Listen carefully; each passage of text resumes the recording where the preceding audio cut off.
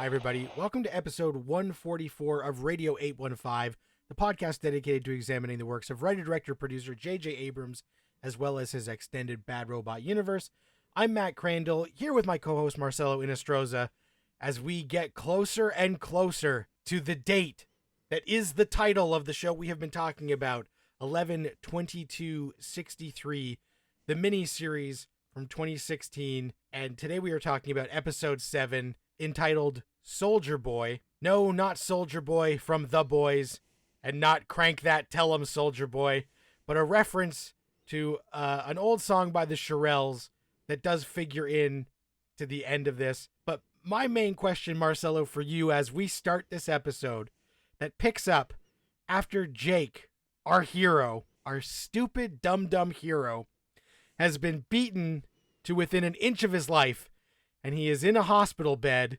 And as he is in the hospital bed in 1963, he starts to see surroundings from modern times, 2016, where he sees a flat screen TV showing Anderson Cooper. He sees somebody go by on an iPhone. Are you going to be Jake's constant? What is going on here, Marcelo? Are you getting the shades of Desmond Hume in this moment where he is in 1963 and 2016 all at once? Yeah, listen. I thought this opening device for this episode, where Jake is seeing images of our present day with images from the 1960s, was a poor imitation of Desmond Hume, and the fact that they tried to make Sadie his constant and his anchor to his reality, which is the 1960s, I thought was okay. It was a cool concept for about 30 minutes until I realized what they were doing. And I thought they could have done it a little bit better. I mean, he does have a cool kind of mea culpa conversation with the ghost of Chris Cooper. When Chris Cooper is standing over him as a doctor, basically saying that he's failed, that he's done all this, and Chris Cooper starts bleeding from the mouth. But I kind of am annoyed, and I kind of like the fact that Jake is stumbling around like an idiot for most of this episode because he can't remember a fucking thing. And the reason why I like that is because that allows Sadie to be Jake's anchor or Jake's constant in this episode, which is what I thought their relationship should have been episodes ago. I thought Sadie should have been brought up to Jake's grander plan way earlier in this miniseries than she actually was. So those are my only two positive things about this episode. It is true that Sadie has kind of been along for the ride and not having a lot to do, and her being brought in on the plan in the last episode, and now when Jake forgets the plan, she's kind of like, yeah, there was some sort of plan you had going on, but I don't know all the details because you weren't very forthcoming, and I only know the broad strokes.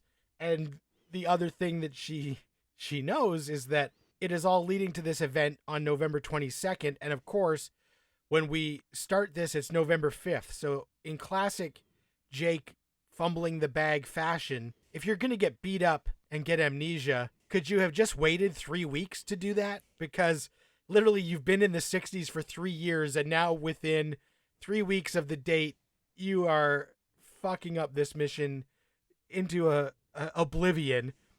And I thought it was interesting that we did get Chris Cooper back as Al. And that first scene is a regular Cooper-a-thon because we got Anderson Cooper on the TV, Chris Cooper in the room. I was waiting for Bradley Cooper to walk by on an iPhone or something.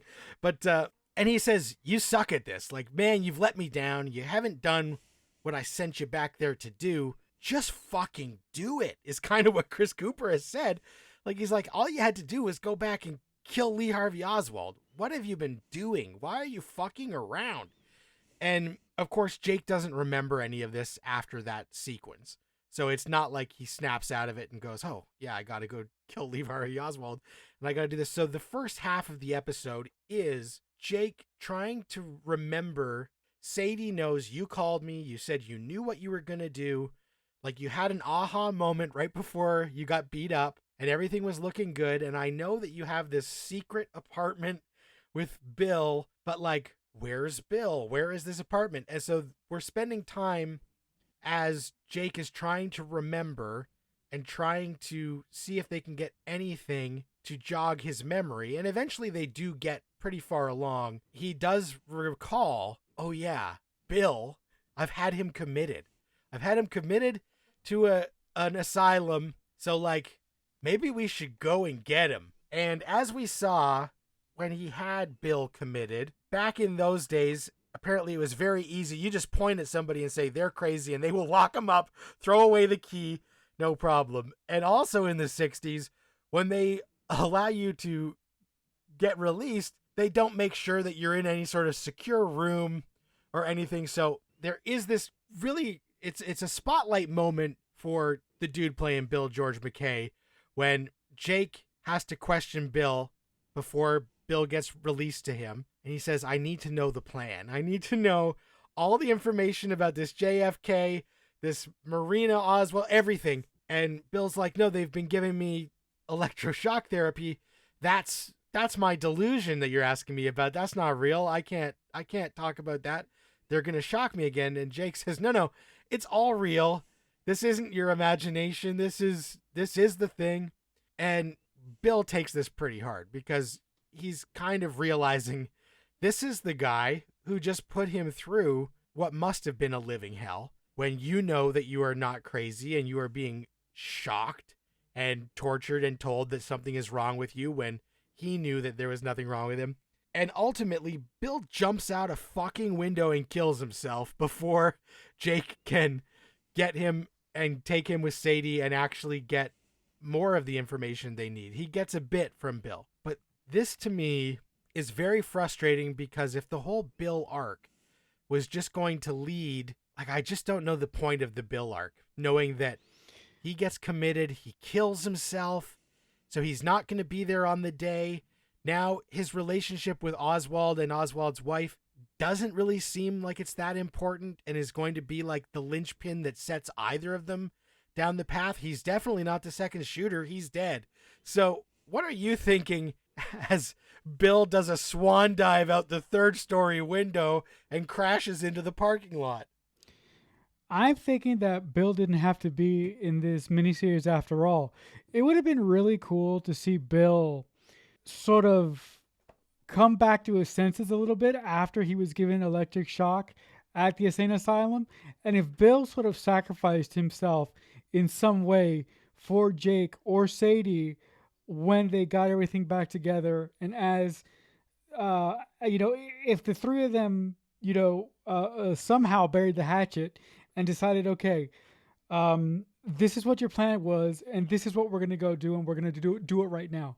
And if Bill sort of sacrificed himself in some way to save either Jake or Sadie while they were going down to the book depository to try and stop Oswald, who's having his own issues in this episode, which we'll cover, I thought that it would have been a nice way to redeem the Bill character. But to have Bill suffer from electric shock therapy, Jake tell him that, oh no, this wasn't a delusion. Everything that you thought you had wasn't a mistake. It was all true.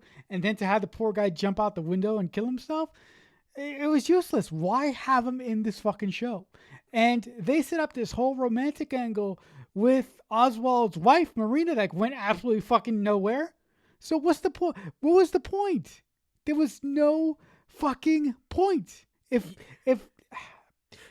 you're gonna have a character in a narrative, either helping out your protagonist or getting in the way of your protagonist, you have to give them a good, clean function. And Bill was just there because he was there. Yeah, I think you're exactly right. And I'm gonna obviously I wasn't in the writer's room when they came up with this shit, but if I were, I'm going to do a little bit of armchair directing right now where I'm going to say what I would have liked. Bill is wrecked from all the shock therapy and stuff. They check him out of the hospital. They go to the book depository to continue their mission of figuring out what's going on with Oswald. Bill sees Oswald and Marina together. He goes fucking crazy. He's in love with Marina. he goes off script and tries to kill Oswald that day too soon and in like a very public setting and, botches it. Him and Oswald are fighting and somehow Bill gets put down there. Marina realizes this is my neighbor who, like, I guess was obsessed with me, and then it sets Lee Harvey Oswald on like a bit of he's on the defensive, and now he's unsure of what's going on because this guy who lived below them just tried to attack them. You take Bill off the board, but you have it be something that sets other events in motion and makes some sort of sense with the whole story we have done. So I think if he had gone off the script and tried to kill Lee to get his girl before and just botched it and ends up dying that way, yeah, he doesn't sacrifice himself for Jake, but I think it throws a new wrench into how Jake's got to then proceed, because maybe that is the inciting incident that pushes Oswald into doing what Oswald does, as well as the stuff that we do see in the episode. But I think that would have been more powerful to not have him commit suicide, but, suicide by trying to take Oswald out and get Marina to come with him and having that not go his way. But as you mentioned, we do meet Oswald in progress trying to talk to the FBI. And he says, I've got information. And there's a scene where he feels really slighted by the secretary who won't let him see the agent he wants to see. And of course, he has now convinced that they were listening to him and spying on him, and that it's the agents who are watching their own man. And he's furious. And he even says to the woman who won't let him see, he's like, shouldn't you take this important information to someone? She's like, I'll do it later. Who gives a shit? And he's like, okay, I'm writing down this date and this time and your name. And if anything happens from here on out because you didn't pass this information along, then the blood is on your hands, bitch. And I'm like, whoa, this is extreme. What are you thinking as Oswald is starting to kind of go off the deep end because he hasn't felt marginalized by the FBI and his country, but now he's starting to go that way, and the main trigger for it is that he thinks they were spying on him when we know that wasn't them, that was Jake. Yeah, I'm gonna sort of disagree with what you said in the fact that you kind of mentioned that this is where Oswald is, really, really losing it and going downhill. I think that already happened, and when it happened for me was when Marina left him. That was when he started to really, really unravel. And for the past couple of weeks now, he's been really, really unstable. But I hated the scene when he went into the FBI office to confront the agent that was sort of bothering his wife. And I don't have a problem that he went into the FBI office. I have a problem with the fact that the FBI office that he went to couldn't give two flying fucks about what he was saying or about how he was treating the secretary. They were like 4 fucking guys back there. Like, what fucking FBI office is this? It looks so fucking movie of the week. I'm like, this can't be a real FBI office, because even in the 60s, look, I didn't live in the 60s and you didn't live in the 60s, but if somebody came off the street being that agitated, don't you think that the FBI would pay more attention to the person that came off the street that agitated? Because that looks so off to me, and it didn't look right. Yeah, it definitely didn't look right. And I will agree with you that Oswald himself has been spiraling since the stuff with his wife, but it is specifically this FBI interaction that makes him so frantic and pissed off, and then his interaction with his mom, who beats him down and whatever. And it's right after that he notices that the Kennedy motorcade will be driving by the place where he works. And we kind of get this moment where we kind of see like a switch has been flipped, because Kennedy and all this stuff hasn't been on his radar, like, at all, until this sequence of events, where then it's like, okay, now we're kind of seeing this because he's so furious at the FBI and his mother treats him like such garbage, like he's a fuck up, and that, I think she mentions like some grade school teacher thought he had promise and that lady was wrong, and you're just nothing. And then he starts to realize the Kennedy thing, because we've seen Oswald isn't like counting down days to this event up until this moment, which is only 5 days before or whatever. And now he's starting to think, maybe I can do something here. So I've found it a little bit strange that that's how they're rolling this out. But I guess it makes sense that, if he was masterminding this Kennedy assassination for months and months, presumably Jake would have sniffed it out by now and have taken him out. But then again, Jake is not a smart dude. He's not a smart guy.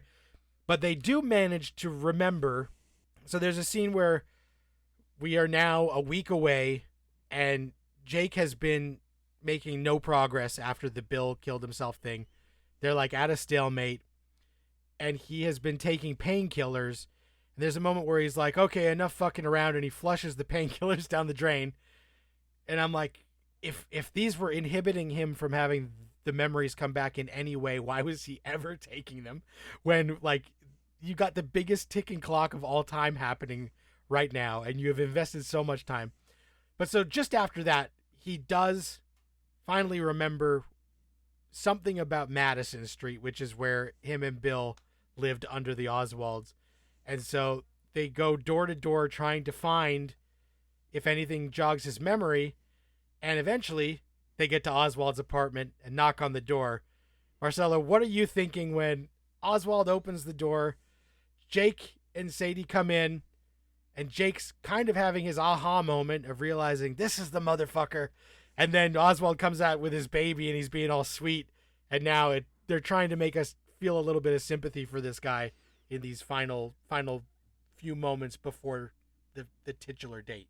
Too fucking late. If they wanted us to feel sympathy for him, they should have done that earlier in the season, not when there's like 2 episodes left. When there's 2 episodes left in an 8-episode fucking miniseries, it's too fucking late. It is too goddamn late. The other thing that I was thinking, and I was thinking this throughout this whole episode and other episodes that we've talked about in subsequent weeks, I was like, okay, if Jake ends up killing Oswald, how does he know that the world that he's going to go back to is going to be a better place? He doesn't know that. So he's doing this whole goddamn thing on faith. And he's doing this whole thing on faith that the world will be better, but he doesn't know that the world will be better. So it's a crapshoot. So I'm like, the fact that he thinks that saving one person will change the history of the world for better is a little bit hubris. It is, and that's been part of my hang up the whole time, is he's doing all of this for this one event that he doesn't know it's going to make a difference, and he's only doing it because his buddy Al told him it was the thing to do and that it would make a difference. But Jake is sacrificing so much of his life and time to make this happen. And there's the whole, is he going to have cancer from doing this? And we didn't even mention the whole subplot of the woman who worked at the school who got cancer and died. And she, in the top of this episode, Art from Justified says, oh yeah, that lady's dead. And Jake's like, oh. And I'm like, what was the point of that whole arc too? It doesn't make any sense, but I might be kind of a cold-hearted person because, again, when Jake grabs the knife and he thinks, like, now that he has all his memories back, he's like, this is the guy I have to kill, and if I kill him, mission complete, it's going to stop everything, but Oswald comes out with the baby and Jake decides not to do it. If I'm Jake, I say, hey, Oswald, what a nice baby. Can Sadie hold the baby for a minute? And Sadie grabs the baby, and I fucking murder Oswald right there. Because guess what? That baby is not going to remember that any of this happened. It's not how it works. That baby is going to be without a father today, tomorrow, whatever, no matter what, because we know history. That baby's not going to have a dad in her life. So let's just fucking do this now. Let's just take him out so we don't have to go and crawl along the grassy knoll and make sure that Oswald can't take this shot. Just fucking get Sadie to hold the baby and kill the guy, or at least attempt to actually kill the guy, and have me believe that Jake has actually done everything in his power to this point to make this happen before it's too late. And so this all happens, and basically Jake, decides that he can't do it because the baby's there, and that he will do it later. But like, he's running out of time, and so he tells Sadie, like, "Oh, I'll take care of myself. I'm gonna have a nice sleep, and I'll see you later." And of course, then he tries to sneak out, and he goes to the car, and Sadie's waiting for him in the car, and she says, like, "Whatever you're doing, I'm doing. We're in this together, so let's go." And I gotta tell you, the dumbest scene is when they are pulling up and they're like staking out the plaza where all this is going to go down in the morning. And a cop comes up to the car and goes like, "Hey, you can't be here." And Jake's like, "Hey, fuck you, cop." And then the cop looks at him twice, and then Jake's like, "Oh, sorry. Yeah, okay. We better move on." And I'm like, what is this guy doing? Like, if a cop comes up to you the night before your gigantic mission and says, "You can't be here," you don't give the cop attitude, you just move the fucking car. And Jake gives this cop attitude, and I'm like, yeah, I hate cops too, but like, what are you doing right now, man? This is bizarre. Why is he talking back and, putting himself on this cop's radar that you don't want a guy on the day being like, "Oh, this is the guy who was rude to me the day before." Again, Jake just doing bizarre shit. What are you thinking as him and Sadie are staking out this plaza, and then this does lead to a very big scene where all of a sudden Yellow Card Man is in the car with Jake and not Sadie? What are you thinking as this more Lost-esque time travel, time loop bullshit starts to come into this show? This scene when Jake and Sadie pull up to the plaza that the book depository is in, and the cop shows up, and the cop basically thinks that Jake and Sadie are a bunch of candy groupies, so that's why he bothers them and asks them politely to move the car. I'm like, if I'm Jake and if I'm Sadie, I don't want any more fucking problems, so I moved the fucking car. But the last thing in the world that I will ever do is give this cop back any lip, because if let's say Jake or Sadie gave this cop back lip, they could get arrested, and if they get arrested, the game is over. But the other thing that I really enjoyed about the sequence is not the interaction with the cop, but the conversation with the Yellow Card Man that Jake has in some way while Sadie is sleeping. It must be like a hallucination or something.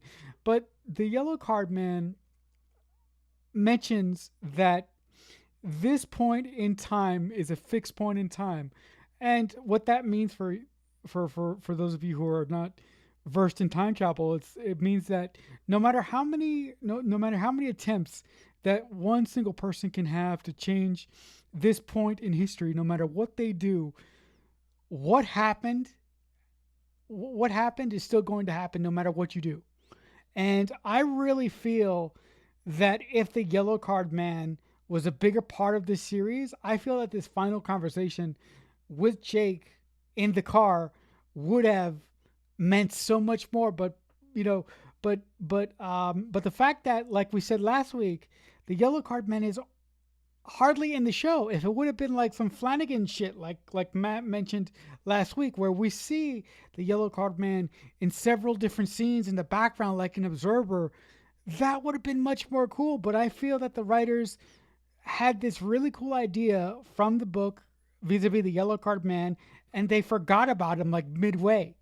And they were like, "Oh shit, we gotta deal with the Yellow Card Man. So let's have the Yellow Card Man show up at the 11th hour to give Jake an explanation about how time travel works in our series, and to also bring up the question of what's the fucking point? It doesn't matter ultimately." So I thought the Yellow Card Man gave Jake an opportunity to get the fuck out of there. Just leave. Go home with Sadie and live the rest of your life in the 60s. Who fucking gives a fuck if Kennedy lives or dies? Who cares? Right. And so I totally agree. And, this moment would have carried more weight if Yellow Card Man was a bigger part of the show leading up to this. And right before he shows up, Jake and Sadie, when they're talking, Jake says he doesn't really miss anything about the future, and he actually is happier in this time than he is in his own. So that's setting up like maybe this guy is just going to stay here forever. And then Yellow Card Man shows up and he spews a few lost isms. Whatever happened, happened. You can't change it.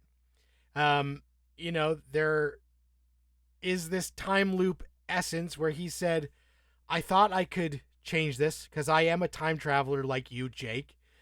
I wanted to go back and stop my daughter from drowning, but no matter what I do, it happens again and again. And now I am trapped where no matter what I do, I keep going back to that point and having to relive it over and over and over, which is Groundhog Day if Groundhog Day was a tragedy, right? This guy is stuck in this loop where he knows that whatever he does, it's not going to work, but he says, but I keep trying, and I keep having to watch my daughter die, and I keep thinking I can maybe stop it, but I can't.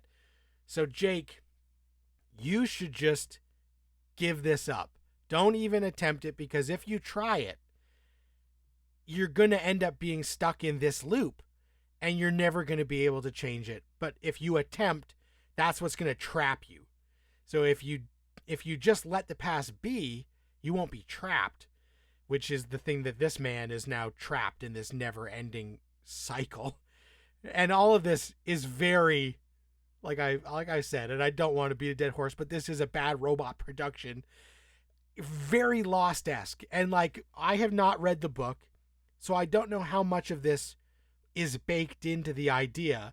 But knowing that the Bill shit was made out of whole cloth for the show, I wonder how much of this time loop, when Jake wakes up and he's in the 60s and he's in the 2000s at the same time, like all of that just feels like the Bad Robot spice that we're throwing on this thing.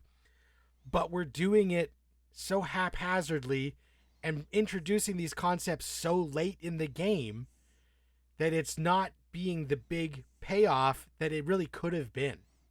So, we've already mentioned how they could have corrected this, so I don't want to dwell on it. But I did think that Yellow Card Man scene is a really satisfying and interesting scene. You just wish that every episode had a scene that was this satisfying and informative, that then I wouldn't be so frustrated. But this is like one of the first like big payoffs we're getting, but it feels like a mini payoff because it's to stuff that happened off screen that we don't really care about. But that being said, he disappears. Jake wakes up, and of course his car won't start, and he's like, the past is fucking back. And he wakes up Sadie, and they're like, okay, we gotta go.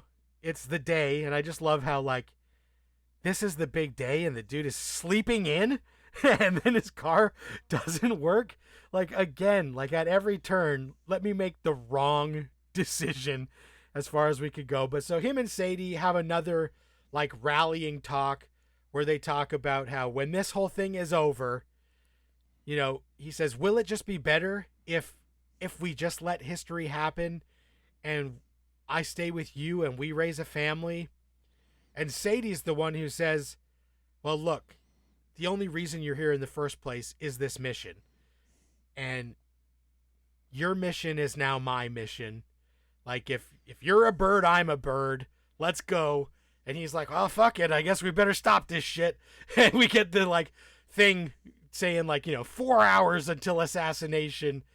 What are you thinking as Jake and Sadie, even after the warning from the Yellow Card Man, consciously decide they are going to stop it if they can? And where this episode ends is Oswald whistling Dixie as he's getting ready on the day. Finally, we're like within T-minus 4 hours.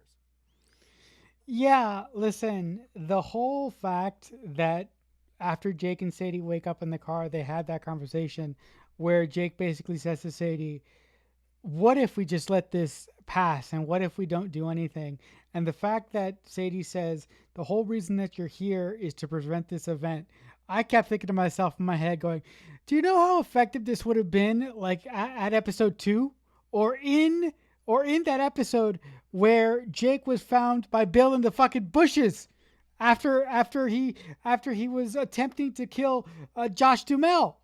Do you know how effective it would have been to see Jake, Sadie, take care of Josh Duhamel and then to have that conversation in the fucking car?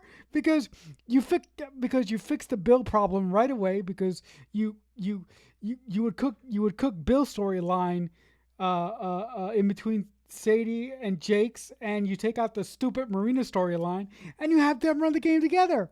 But it also it also really pisses me off that Jake was like, oh, he gave Sadie the option to forget about this whole thing and walk away.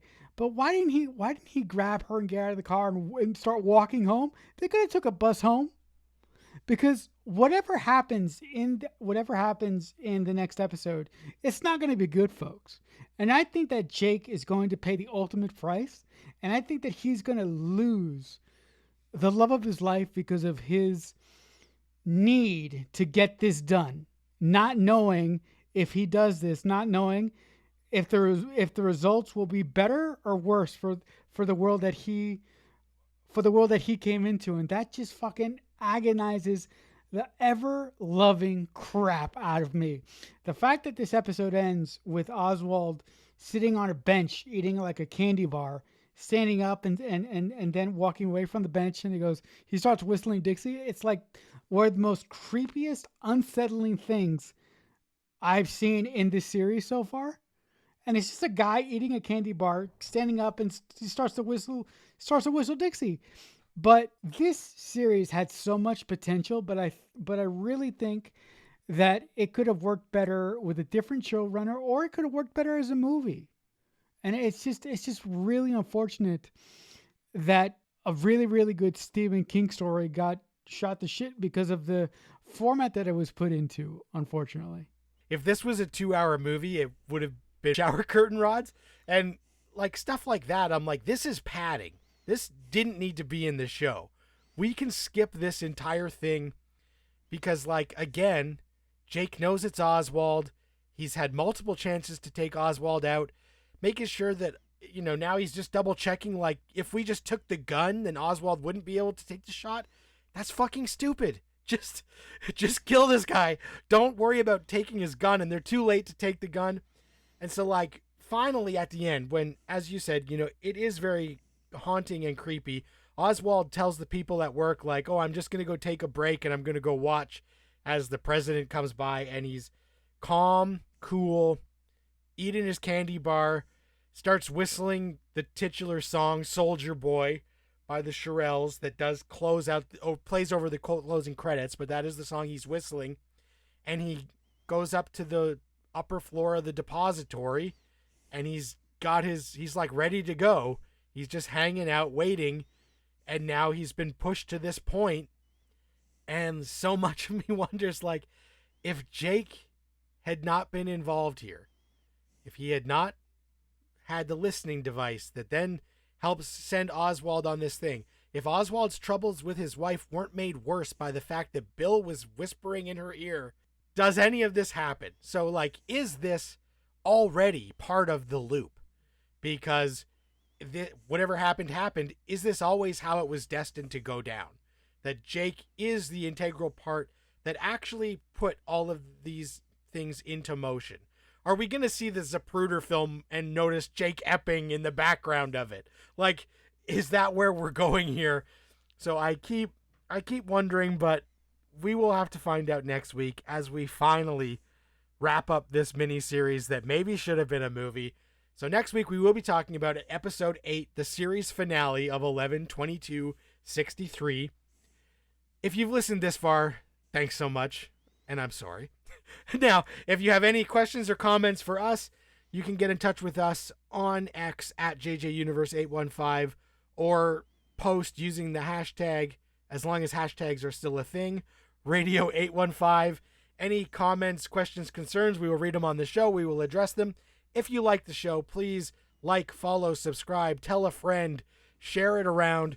We are not going to be doing this show forever, so if you like other JJ stuff, the back catalog has got the good stuff. Felicity, Alias, Lost. We've got the bunch of different movies that Abrams has done. Check that out as well. We got more Bad Robot Universe stuff coming up. If you want to get in touch with me, I am not available. But you can follow me on Letterboxd at MDC3000 and log some movies as we watch those. Marcelo, you generally are available. If people want to get in touch with you, what's the best way to do it? Yeah, I generally am available. If you want to get in touch with me about this podcast or anything else that I do, I am on X. I'm at CreekFanatic88, but I also have something similar to what Matt has, Letterbox. But I don't have a Letterbox, but I do have a TV Time account, and you can find me on there at the same handle, CreekFanatic88. Come and talk movies with me or TV shows. So that'll do it for this week. Thanks so much for listening. And until next time, Radio 815, over and out. Radio 815 is a Balloonhead Productions presentation in association with Killer Newt Productions.